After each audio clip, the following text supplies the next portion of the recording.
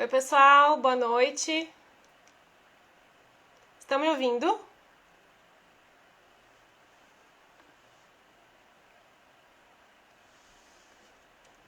Olá, doutor Felipe.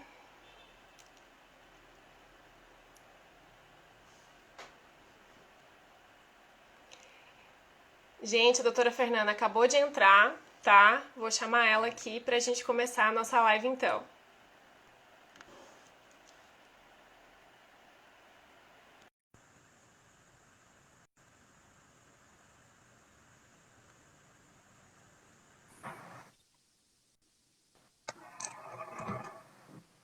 Oi, doutora. Olá, Tudo bem? tudo e você? Tudo Tudo certo? bem. Tudo certo. Tudo. Colocando um filtro, né? É bom. Eu tô tentando aqui, mas espera aí, deixa eu ver um que não fique muito assim. Tem uns que deixam a gente muito diferente. É verdade. Acho que esse tá legal, tá bom. Tá, tá ótimo. Gente, então, boa noite. Primeiramente, obrigada por todo mundo que está nos assistindo, que está nos acompanhando. A gente resolveu fazer essa live, né, doutora, para Isso. compartilhar um pouco da prática, né, no direito médico, que muita gente tem curiosidade, muita gente quer conhecer. Então, muito obrigada por ter aceito o meu convite e Imagina, obrigada a você pelo convite. É um prazer. eu que agradeço, imagina. E vamos começar então a nossa live, que a gente tem um monte de perguntas, né? É, eu nem sei se Vamos vai ver. dar tempo, mas Pois vamos é, lá. vamos ver se vai dar tempo. Tomara que sim. Quem a gente não conseguir responder, pessoal, paciência que depois a gente responde no direct, tá bom? Combinado. Então, eu vou te chamar de Fer, né? Eu acho que, Claro, sem fica menos dúvida. informal. Uhum. E, Fer, começa nos contando, então, né, de onde você é, com que você atua, não, que a gente já sabe, mas se você atua só nisso, de que Sim. cidade você é. Conta um pouquinho da sua história pra gente. Tá. Eu sou uma carioca chapecoense, né? Eu nasci no Rio de Janeiro, mas eu me considero um pouco chapecoense porque eu já estou aqui em Chapecó há muitos anos, tanto que o sotaque não nega, né? Não tenho Aham, nada de sotaque carioca. Eu me formei em 2006, final de 2006. Então eu advogo efetivamente desde 2007, tá? Eu entrei uhum, na faculdade de direito para advogar, eu nunca quis fazer direito para tentar concurso ou magistratura, enfim, eu entrei para advogar. Advogar era realmente o meu legal. objetivo. Uhum, O que é difícil, né? Dentro da faculdade, a maioria ou não sabe o que quer ou quer concurso. É difícil, assim, a pessoa dizer, não, eu quero advogar. E no meu é caso, eu verdade. sempre quis advogar, sempre foi o meu objetivo. E a Uhum, área médica também sempre foi o meu objetivo. Eu não tenho ninguém na família que é da área jurídica, né? Então eu comecei do zero. Hoje eu sou casada com um advogado, mas nós nos conhecemos na faculdade, então a gente construiu tudo junto, né? legal. E a área médica sempre foi assim a área que eu queria advogar. O meu pai é médico, meu pai é ginecologista e obstetra, né? Uhum, Então, assim, eu tinha uma paixão pela medicina, mas não enquanto médica. Uma coisa, era uma paixão um pouco diferente. E aí, sim, quando eu me encontrei dentro do direito, eu vi que estava ali, né? Essa paixão pela medicina estava justamente dentro da área do direito médico. E aí, então, eu comecei a legal. advogar em 2007. Logo depois da faculdade, eu passei na OAB, comecei a Aham, advogar. No começo, eu comecei a advogar na área previdenciária, né? E aí um pouco de trabalhista, que foi, inclusive, a primeira área que eu me especializei, né? Que eu fiz pós-graduação e tal. Aí, logo depois, em 2010, eu fiz uma seleção para coordenar um departamento jurídico de uma cooperativa médica que tem um hospital próprio. E é onde eu estou até hoje. Quando eu entrei lá, era eu e mais uma menina. Hoje eu já coordeno uma equipe de 8 pessoas, né? E essa cooperativa ela tem, além de hospital, laboratório, imagem, fisioterapia, oncologia, enfim. E aí a gente faz tanto a parte preventiva quanto a parte contenciosa. E aí, obviamente, foi por isso que a área médica, eu atuo exclusivamente na área médica já há mais de 10 anos, né? E aí foi por isso que eu fiz a minha especialização em direito médico e também em MBA em gestão de planos de saúde, né? Porque tá muito ligado à área. Ah, sim, a Mas área. isso que é a área que eu atuo. E nossa, é apaixonante, assim. Eu costumo dizer que depois que você entra na área do direito médico, você não vai mais querer sair, porque é realmente apaixonante, assim. Muito, muito bacana. Eu gosto muito. É uma área que você entra e realmente, né? Depois você se identifica, ou você sai, porque não Sim, tem meio termo, né, Fer? É uma área exatamente. apaixonante mesmo, assim. Sim, Tanto para sim. quem atua para a área, né, para a parte do médico, tanto para quem atua também para o paciente, né? Os dois Sim, lados. A gente é, envolve vidas, né? Envolve questões muito delicadas, então é sempre muito desafiador. eu sempre costumo dizer que para você atuar nessa área, você tem que saber agir mais com a razão do que com a emoção. Uhum. Porque, principalmente estando dentro do hospital, a gente vivencia situações que são muitas vezes, na maioria das vezes, emocionantes, né? E a gente, É, em alguns momentos, tem que ser um pouco frio, né? Para decidir, para orientar, vamos dizer assim, da forma não necessariamente mais correta ou melhor, né? Mas da forma que tem que ser naquele momento, aquilo que espera, né? Aquilo que o advogado precisa fazer naquele momento. Então, o desafio de atuar nessa área é principalmente esse, que você tem que saber que a medicina, ela não é, você não tem como prever o resultado, né? Isso não tem como. E você tem que saber agir mais com a razão do que com a emoção. Porque se você deixar a emoção tomar conta, você não vai conseguir, muitas vezes, fazer uma audiência, dar uma orientação da forma que tem que ser dada, né? Da forma que vai melhor defender o profissional ou o hospital. uhum. Então, dividir a razão e a emoção é muito importante nessa área também. Tem que saber separar, né? Porque são casos delicados que na hora envolve a praticidade do advogado em, né, resolver. Então, Exatamente. mas então você atua dentro do hospital mesmo, né? Porque essa foi uma É, das perguntas que nos fizeram. Se precisa isso. estar muito em um hospital, né? Porque a É, pessoa quer entrar nessa área, mas não gosta muito de estar nos hospitais. Então, conta pra gente, assim, É, essa eu, parte. o meu marido tem hospital, desculpa, tem escritório próprio, né? Então, de certa forma, eu tenho um escritório também, ainda que indiretamente, vamos dizer assim, né? E eu Uhum. atuo dentro do hospital. Agora, precisa necessariamente estar no hospital? Não, né? Não, Não é necessário. Como eu estou dentro do hospital, uma das coisas que eu quis, mas aí assim, porque eu achei que era importante para o meu trabalho, foi fazer uma visita, por exemplo, no centro cirúrgico, no centro obstétrico, na lavanderia do hospital, na farmácia. Então eu quis, né, no centro de oncologia, porque eu sentia necessidade de quando eu ia fazer uma defesa, quer seja trabalhista, porque é uma área que a gente atua também lá, né, nessa parte, afinal de contas são 1.000 funcionários, né, quer seja na parte civil, eu achava imprescindível eu saber, né, como que as coisas acontecem nos bastidores efetivamente. Agora, obviamente claro. que a minha sala, por exemplo, não é dentro efetivamente do hospital. Inclusive agora nessa época de Covid, era uma coisa que muitas pessoas ficavam preocupadas. Ai, Fernanda, mas você vai para lá? Não, é no hospital, mas não é no meio do centro cirúrgico a minha sala, né? Ela é Sim, separada, é na área administrativa, obviamente. Então, assim, dá para atuar sem necessariamente ir lá para dentro do centro cirúrgico conhecer. Obviamente, mas foi uma coisa que eu senti, que eu achei que era importante saber, né? Os bastidores realmente, porque tem muita coisa que envolve, gente. Nossa, a gente quando vai ser atendido num hospital, a gente vê um pequeno detalhe, né? Quando você tá lá por trás daquilo, de tudo aquilo que envolve, veja, funciona 24 horas por dia, 365 dias por ano. Então, nossa, é muita coisa que acontece. E eu achei que para o meu trabalho era importante. Agora, se o colega advogado não se sente à vontade, não quer, não vejo, assim, prejuízo, entendeu?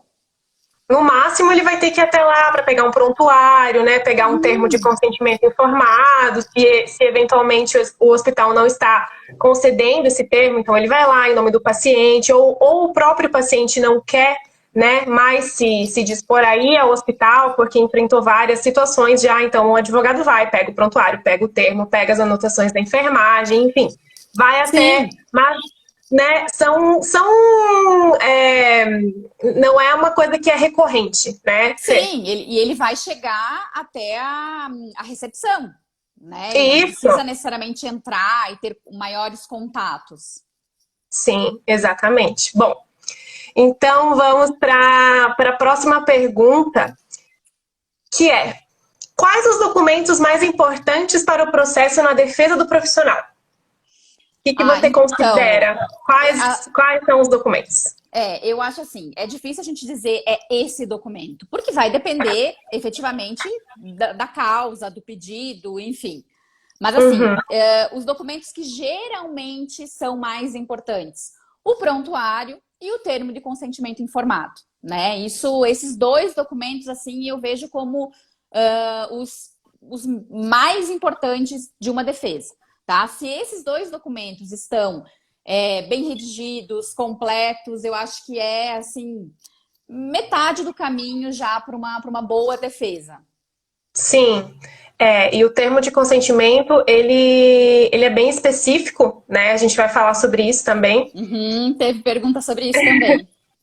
Teve pergunta sobre isso também. Eu tô até passando aqui para verificar se eu coloquei junto, mas a gente vai conversando e vai, né? Uhum.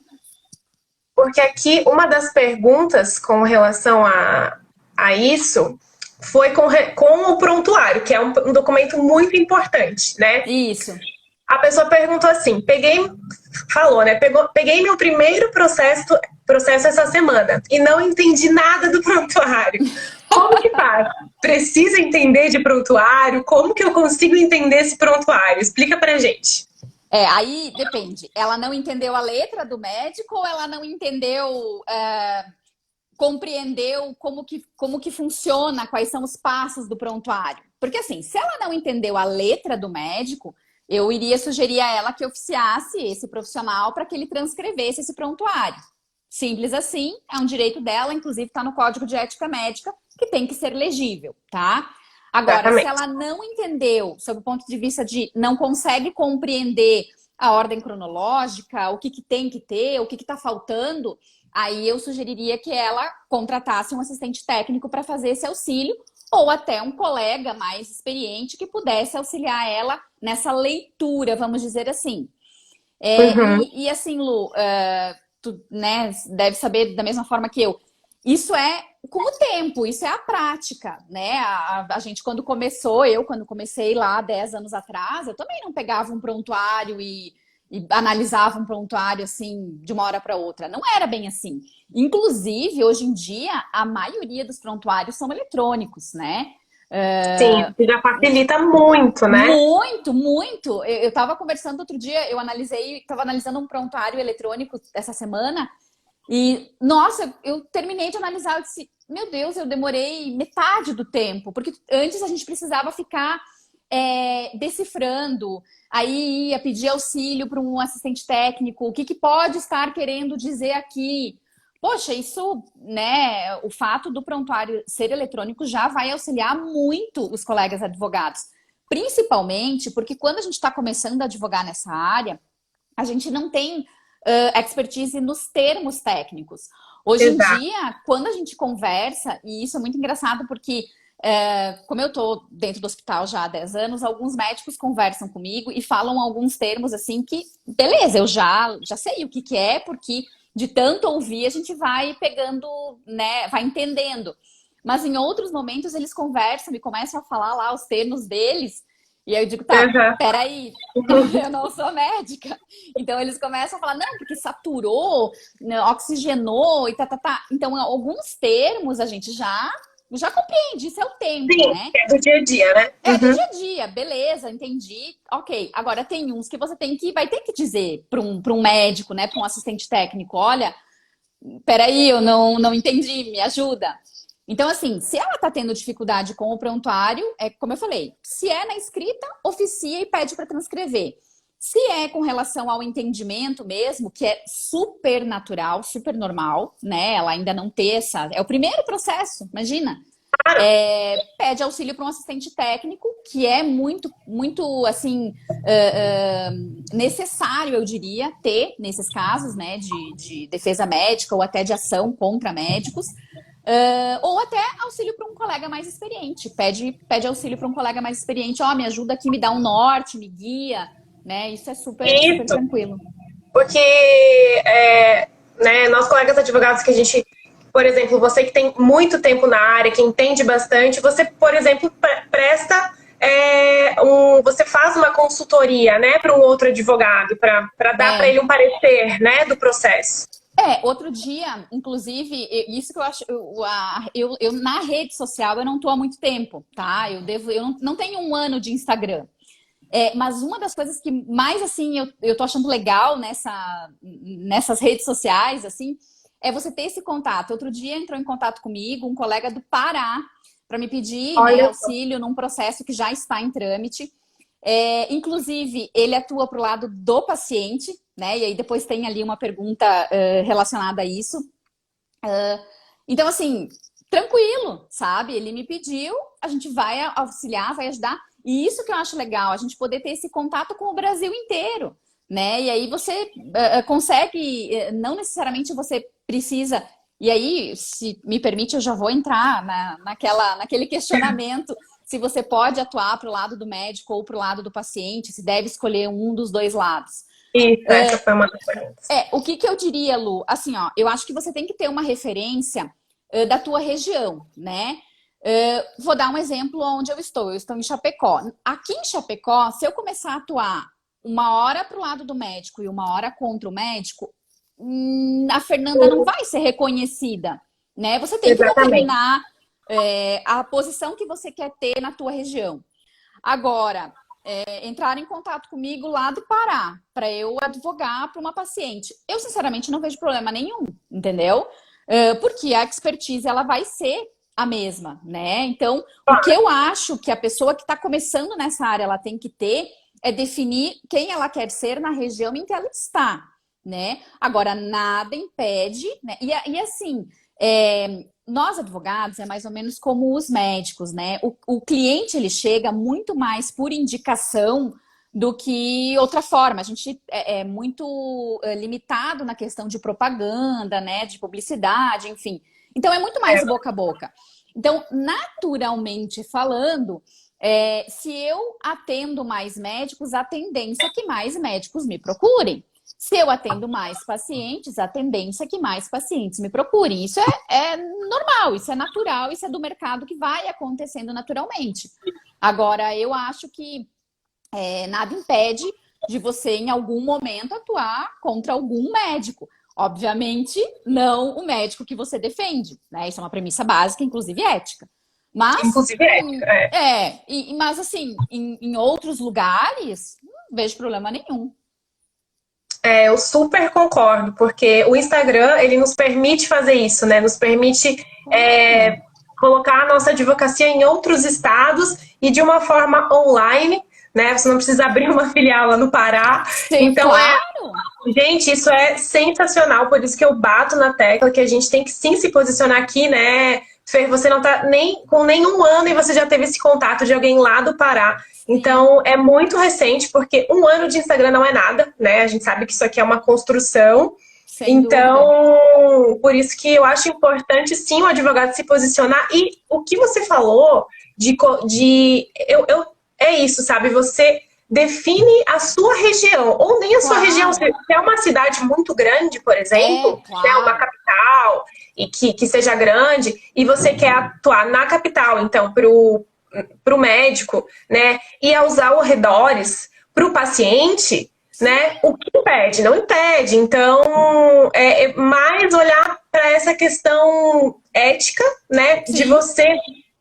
De você não ir contra isso e Uhum. também o que você quer, né? Se você Sim. quer mais médicos te procurando ou mais pacientes, o que você se identifica? Logo que eu comecei, eu fiquei nessa dúvida. Eu falei, nossa, para que lado que eu vou atuar? É para o médico ou é para o paciente? Fiquei nisso, sabe? Porque tem demandas que a gente se identifica com o paciente, né? Tem demandas que a gente se identifica com o médico. Mas é isso, você tem que escolher uma área. E eu optei pelo lado do médico, né? Por N Uhum. motivos que eu elenquei e falei, não, eu vou atuar para o médico. Mas nada me impede de fazer isso também, de dar um parecer, de atuar para o paciente. Então, pessoal, para quem fez essa pergunta, a gente acabou não anotando o nome, né, de quem fez a pergunta, É, eu não mas, anotei também. mas cabe a você decidir e ir por essa base da ética e até onde você quer alcançar, né? Até onde que a sua advocacia quer ir. E Lu, eu comecei no Instagram porque diariamente os médicos me procuravam me fazendo alguns questionamentos.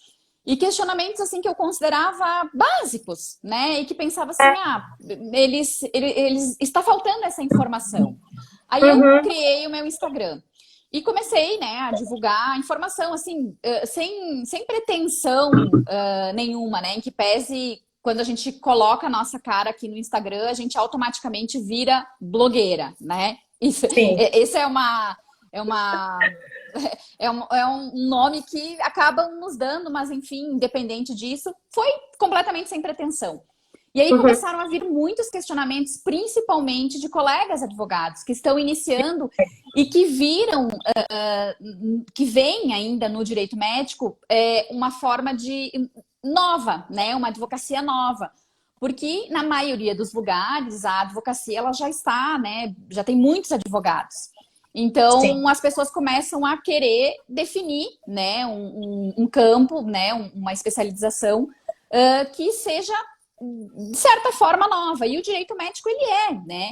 E Ele aí, é. claro, ainda mais agora, né, com essa situação do Covid, acabou explodindo a nossa área mais ainda. E aí, quando os colegas advogados começaram a vir me questionar, começaram a vir fazer algumas perguntas de como começar na área, o que fazer e tal, eu comecei a ver que, poxa, eu tenho muita coisa para dividir e eu quero que as pessoas atuem na área do direito médico. É o meu objetivo. Eu acho que tem espaço para todo mundo, a gente não precisa um não querer que o outro cresça. Muito pelo contrário. Então, assim, a gente está aqui, né? Eu e você. Você está em Florianópolis, né? Poxa, a gente está do lado e a gente está aqui se apoiando e eu acho que isso é sensacional, acho que isso é o grande objetivo. Essa é a advocacia que a gente tem que querer, sabe? Porque quando eu comecei a advogar, salvo algumas exceções, obviamente, a gente não teve muito apoio. Né? Então, por isso que, inclusive, eu estou lançando, né? Tu já deve ter visto no meu Instagram, um programa de auxílio de carreira na área de direito médico, justamente para isso. Porque eu quero que as pessoas tenham quem dizer assim, ó, vai por aqui, entendeu? Vai por aqui, porque aqui é o caminho. Não tem como cortar caminho, não tem fórmula mágica. Quem diz que tem fórmula mágica não tem, entendeu? É esforço, é dedicação, é estudo. Mas, assim, tem algumas coisas, por exemplo, pegar um prontuário e te dizer assim: olha, o prontuário tem que ter isso aqui.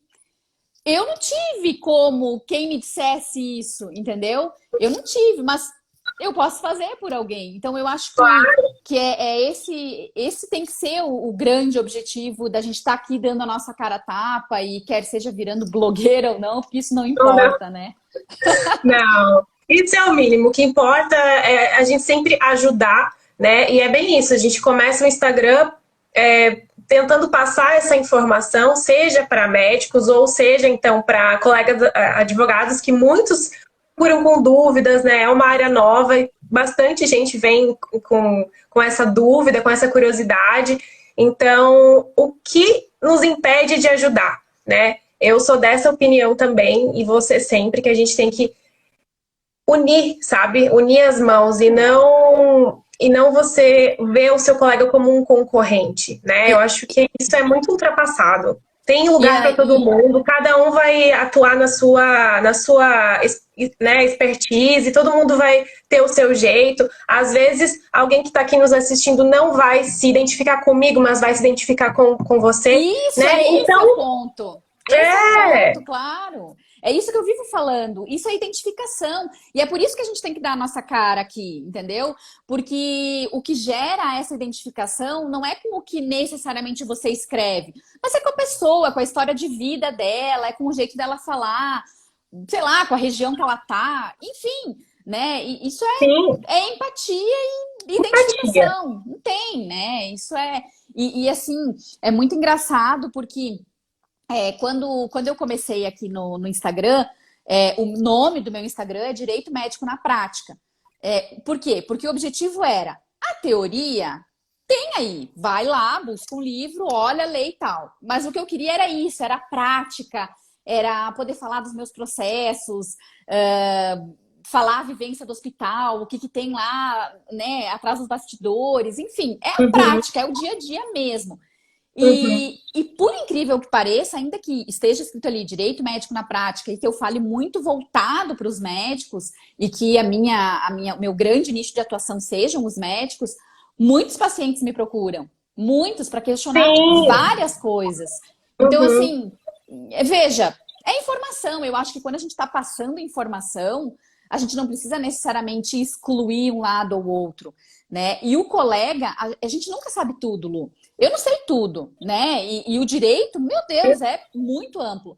Então, o que eu sempre falo, né? Que inclusive foi um dos posts que eu fiz e que aí até acabou virando uma hashtag, né? Que dividindo as minhas cartas.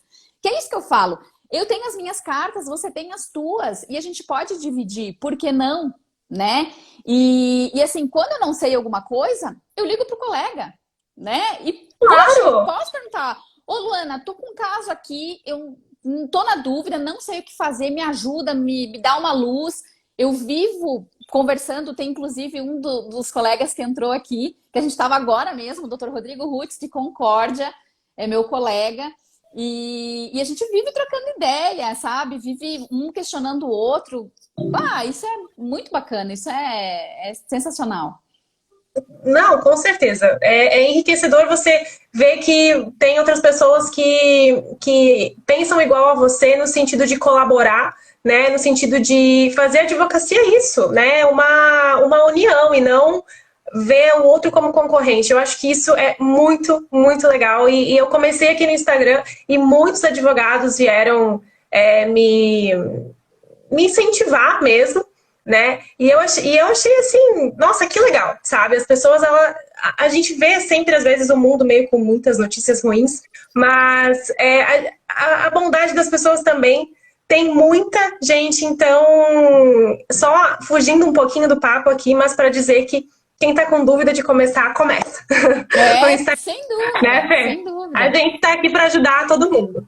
Bom, então vamos para outra pergunta que é bem técnica, que é necessário ter vários modelos de termos de consentimento, um para cada cirurgia e um para cada característica do paciente? Por exemplo, paciente diabético, tabagista, né, alcoólatra, como precisa ter esse termo e como que acontece nas situações de urgência e emergência? Esse termo, ele precisa também, o paciente precisa assinar? Vamos lá. A gente tem que primeiro tentar entender para que o termo de consentimento informado ele serve, né? O termo de consentimento informado, gente, ele não é um modelo padrão. Ele é para você informar o paciente. Então, ele não necessariamente precisa ser todo bonitinho, ter palavras bonitas, ter logo. Não, ele tem que ser um documento que o médico consiga provar que esclareceu ao paciente e que o paciente consentiu com aquele procedimento. Então, essa é a premissa básica do termo de consentimento informado, certo? Então, aquele termo de consentimento informado que é assinado aos 45 do segundo tempo, na porta do centro cirúrgico, com o paciente lá com aquela roupa, né, todo pelado, né? Não, esse Só com o termo de macacãozinho lá. esse termo de consentimento informado e nada serve para a mesma coisa, tá? Igual. É. Então, Uhum. essa é, acho que é a primeira premissa. E aí, o que acontece? Dito isto, nós temos que esclarecer para o paciente efetivamente quais são os riscos daquele procedimento. E, obviamente, vão ter riscos que vão ser comuns a todos, né? Que vão ser possíveis para todos. Ok. Esses você pode ter lá num modelo padrão, não tem problema.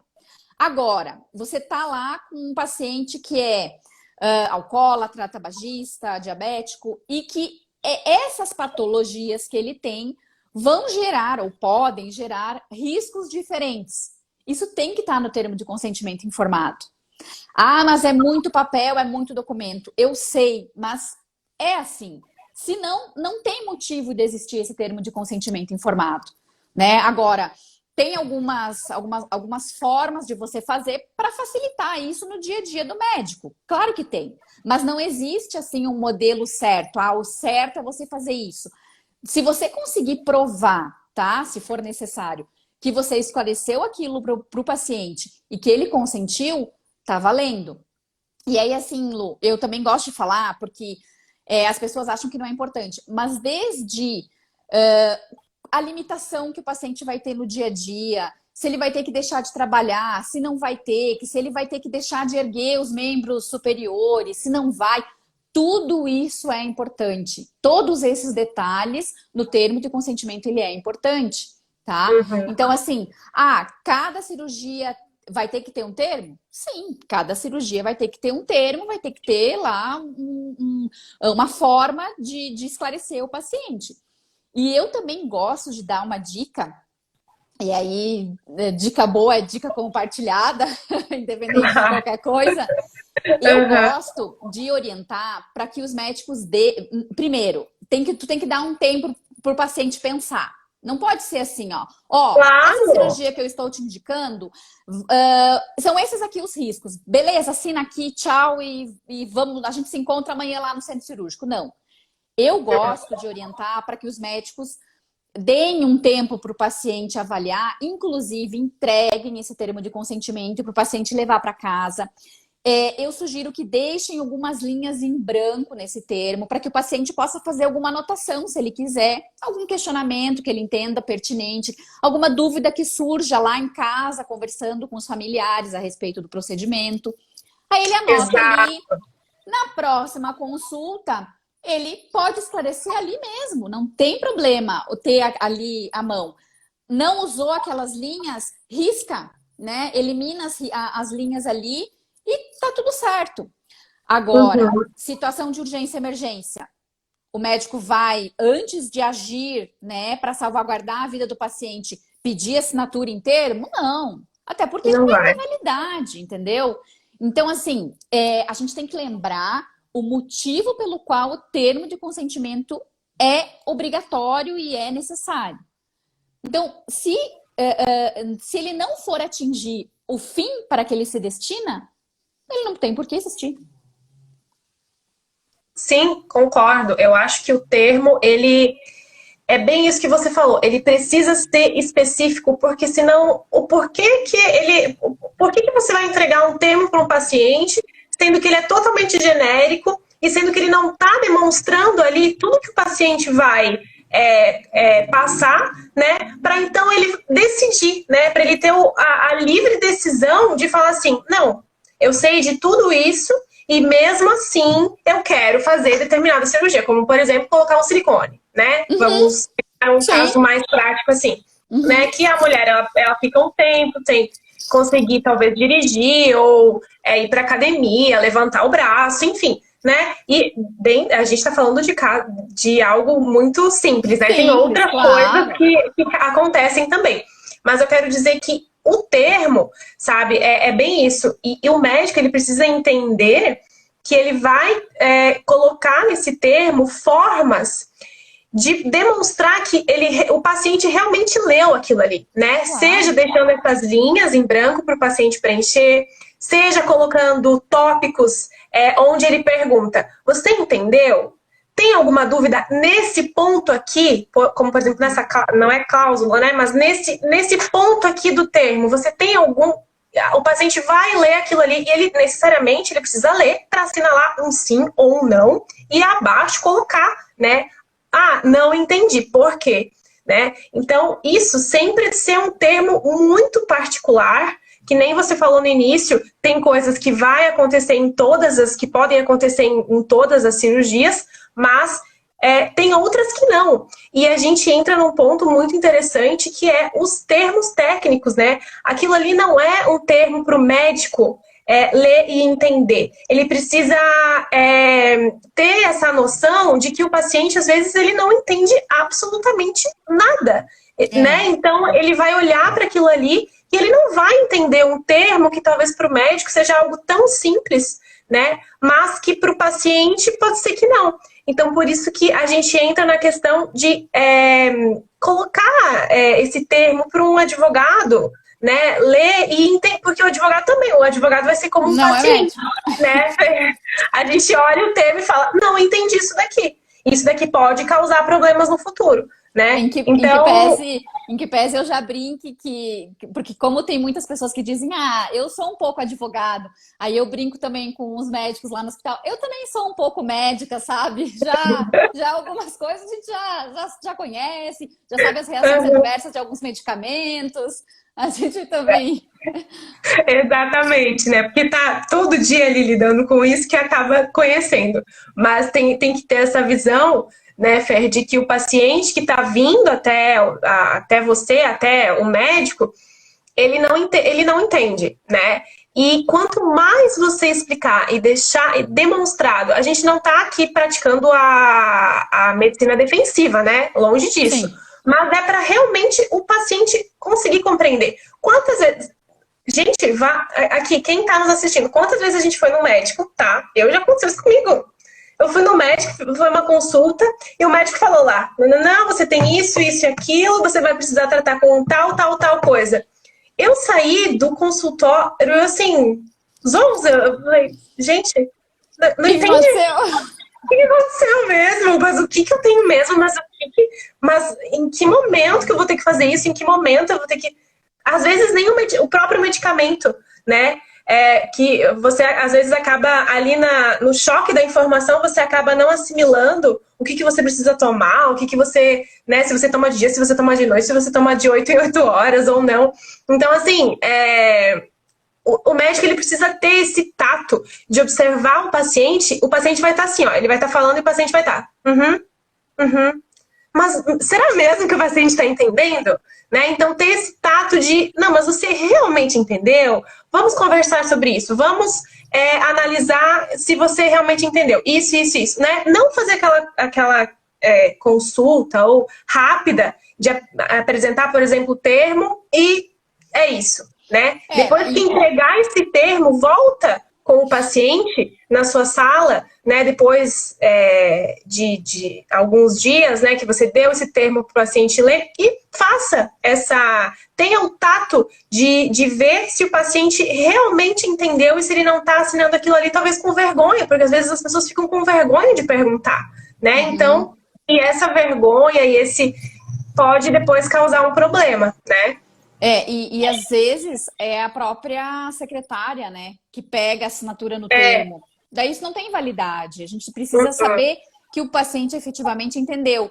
E eu sei que é difícil para o médico também, sabe? Porque é corrido, são muitos pacientes, Claro. Eles às vezes se vê numa situação da mesma forma que o advogado ele não aprendeu medicina na faculdade, o médico também não aprende parte burocrática na faculdade, né? O médico ele é muito colocado sempre à prova ali para agir rápido, para pensar rápido, né? É a formação do médico. Então, Claro. Nós advogados que estamos ali nessa área, né?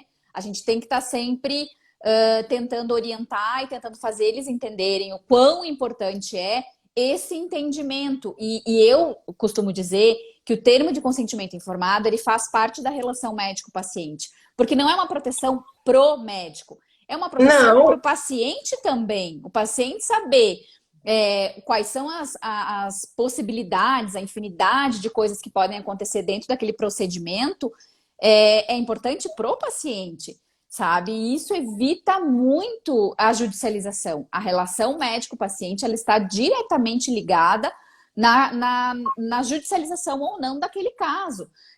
Nem tudo vai ser o melhor resultado e o resultado esperado, né? A gente vai ter aí situações adversas, enfim, que podem acontecer.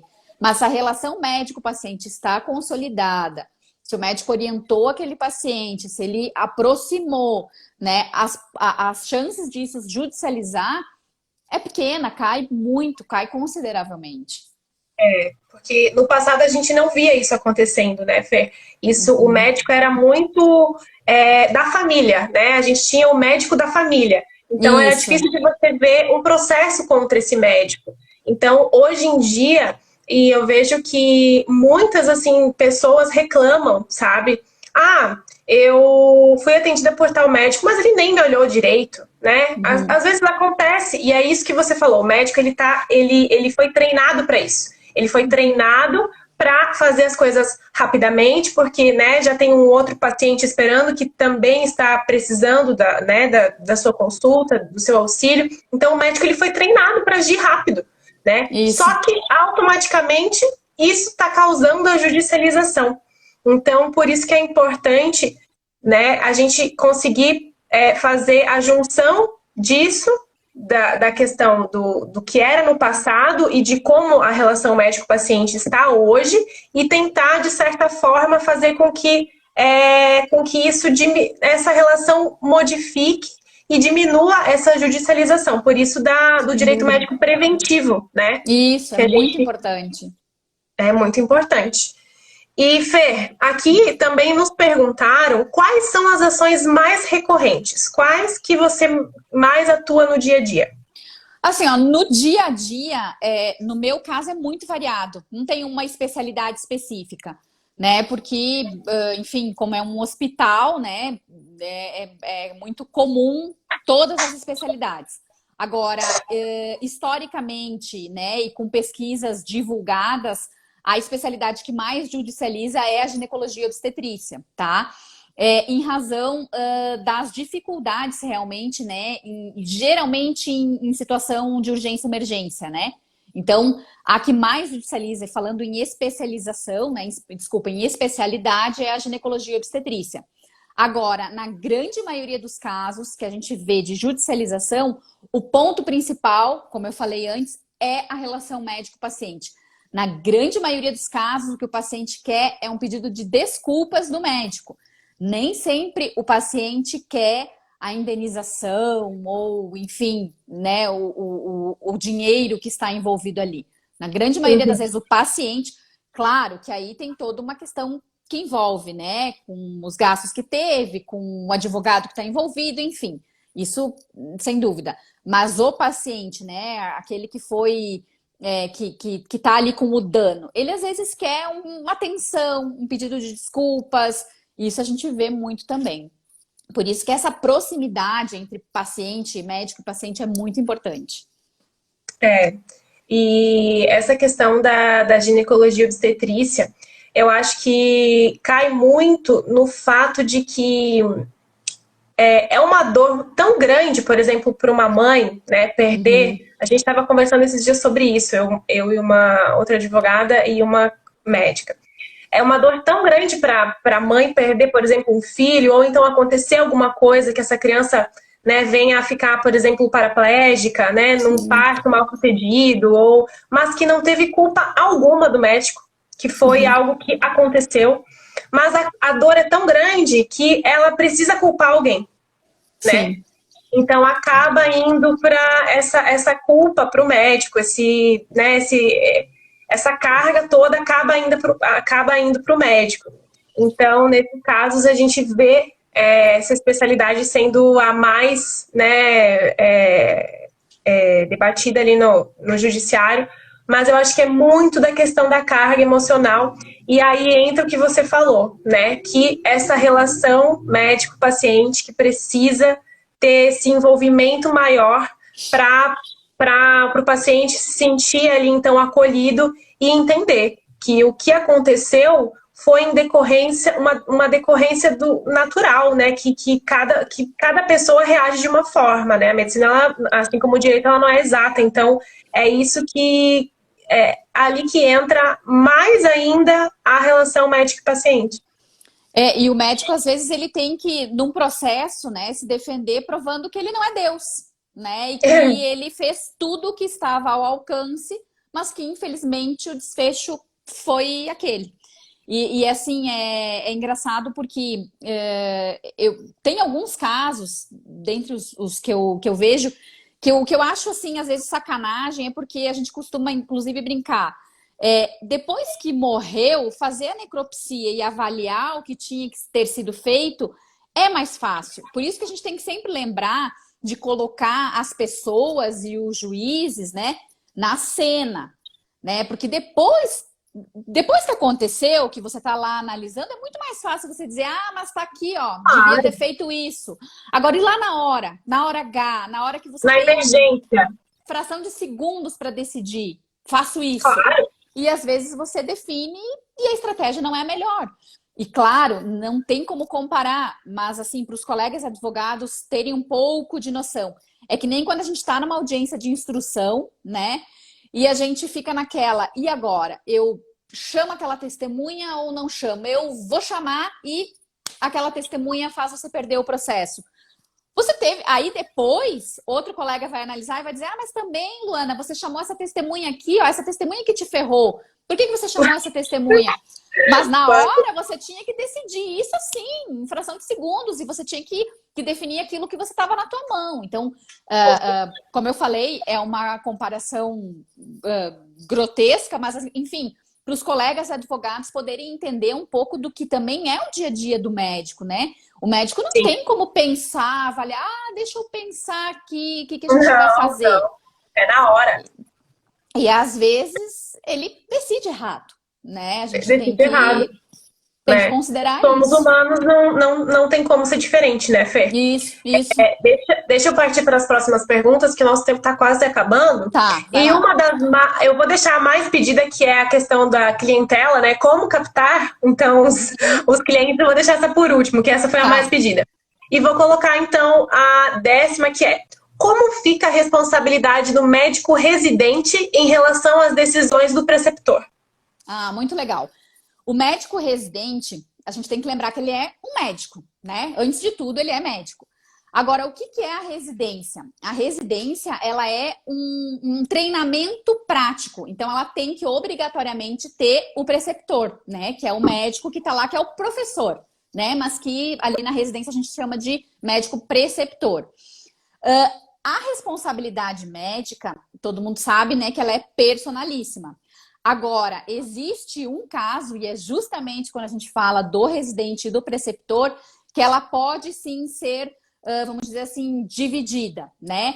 Então, obviamente que a responsabilidade do residente, ela nunca vai ser no mesmo grau de responsabilidade do seu preceptor. Agora, vai depender, por exemplo, se o residente não fez aquilo que o preceptor orientou, se ele resolveu agir por conta, né? Mas é que o meu preceptor não estava me acompanhando. O que eu faço? Comunica o Conselho Federal de Medicina, comunica a comissão de residência, porque não pode, o residente ele tem que estar acompanhado.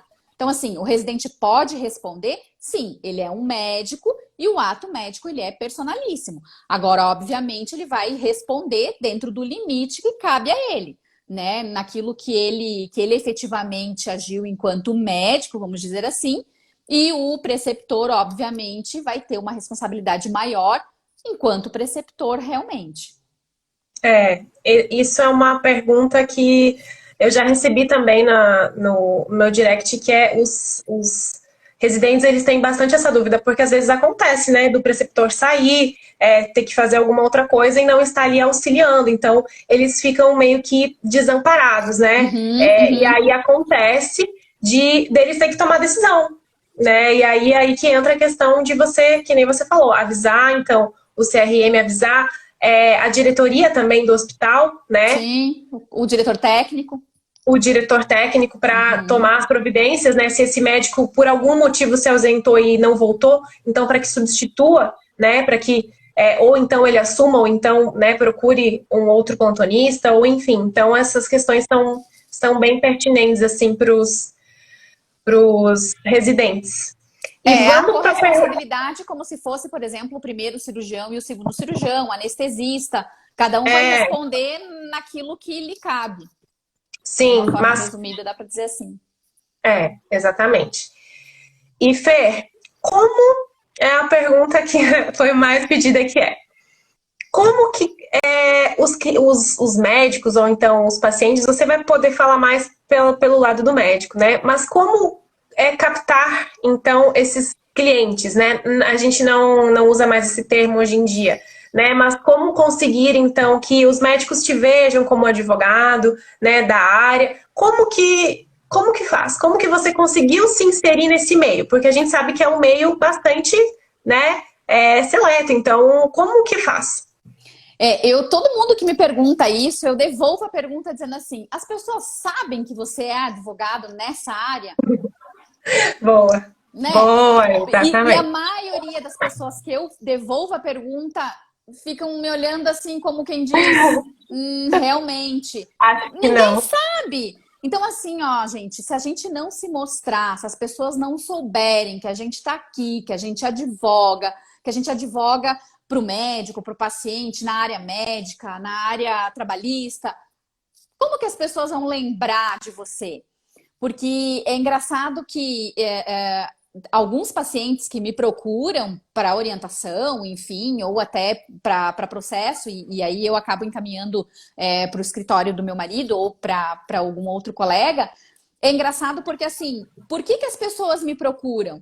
Porque alguém falou e disse assim, tem a Fernanda atua nessa área.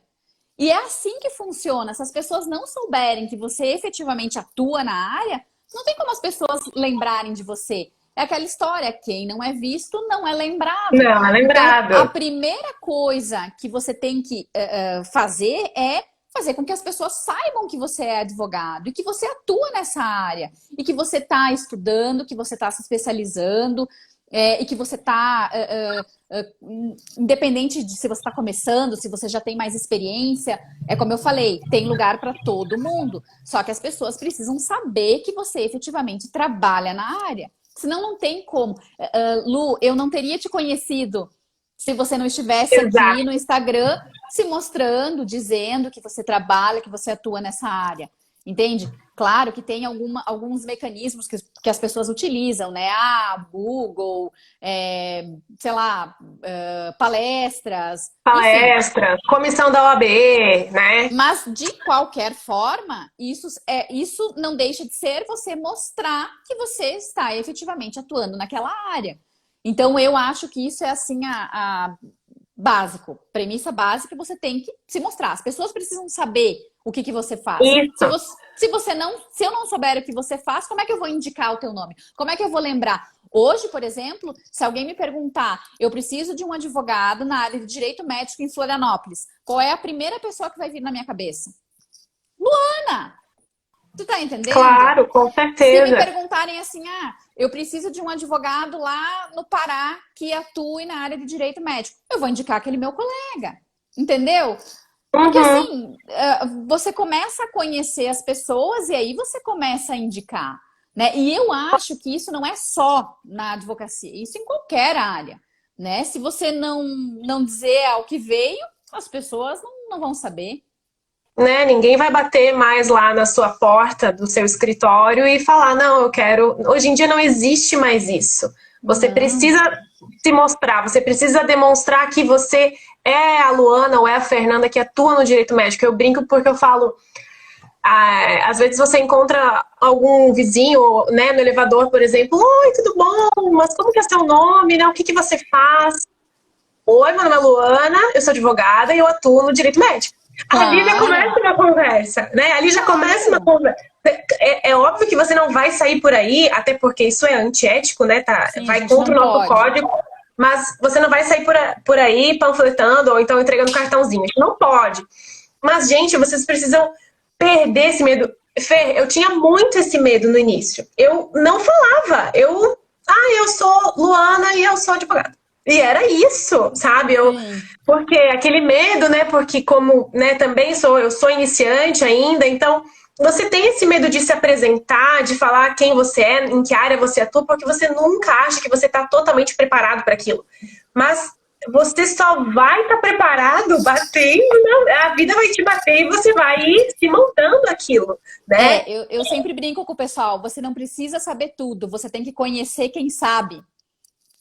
E fazer Boa. contatos, façam contatos, tenham contatos, conheçam as pessoas. Você não precisa ter todas as cartas nas mãos, mas aquelas que você tem nas mãos tem que te bastar. Então você tem que saber dividir as suas cartas e buscar as cartas dos outros. É simples, não tem mistério, não tem segredo. Não tem um dia sequer. Obviamente, como eu tenho uma equipe que eu coordeno, que eu lidero, além de mim, eu tenho mais 2 advogadas, né? E uma analista que está comigo há muito tempo. Não tem um dia sequer que a gente. Todas as decisões, todas as estratégias, as teses. Eu dei uma ideia de uma tese, montei a tese. A decisão é dividida. Então, assim, sempre alguém vai ter uma ideia. E tem vezes que a gente, ali entre nós, a gente não chega num denominador comum, a gente passa a mão no telefone e liga para um colega e pergunta, né? Eu ainda tenho uma facilidade porque eu falo de direito 24 horas por dia, né? Porque como meu marido é advogado também, em que pese não seja da área do direito médico, mas enfim, praticamente já é de tanto me ouvir falar.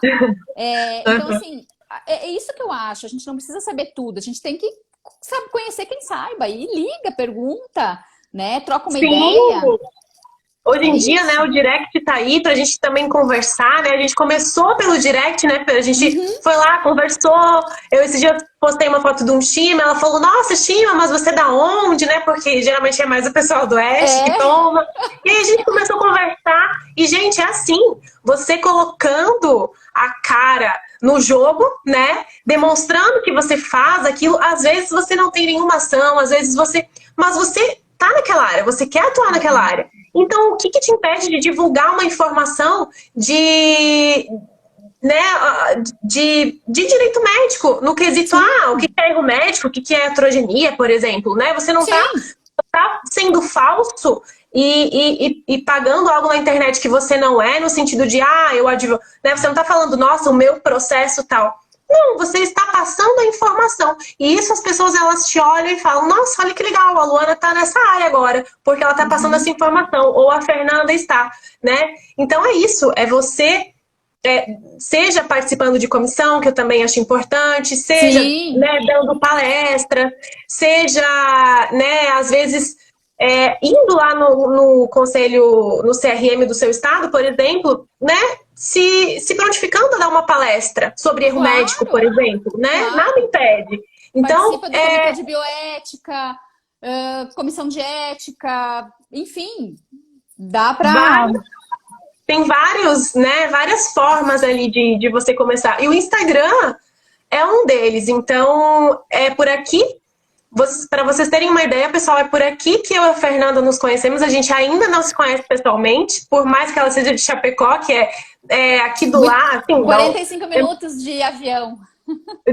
De avião, 45 minutos, exatamente. Então, a gente começou por aqui. Um dia a gente vai se encontrar pessoalmente, com certeza. Marcado. Né? Nos simpósios aí da vida. Mas... isso que eu falo, é essa relação, tá? 1 minuto para terminar a nossa live. Fer, quero te agradecer por ter aceitado então o meu convite mais uma vez. Acho que o bate-papo foi interessante, a gente conseguiu responder todas as perguntas, né? Sim. E, pessoal, obrigada por quem ficou aqui com a gente até o final. E quem quiser, qualquer outra dúvida, quiser perguntar para mim, quiser perguntar para Fernanda, nosso direct está aí e estamos à disposição, né, Fê? Sem dúvida, sem dúvida. E em breve o programa de auxílio de carreira aí para quem quiser vai estar aí já online para todo mundo. Certo. Pessoal, um abraço. Até mais. Beijo, querida. Obrigadão. Até. Tchau, tchau. Tchau.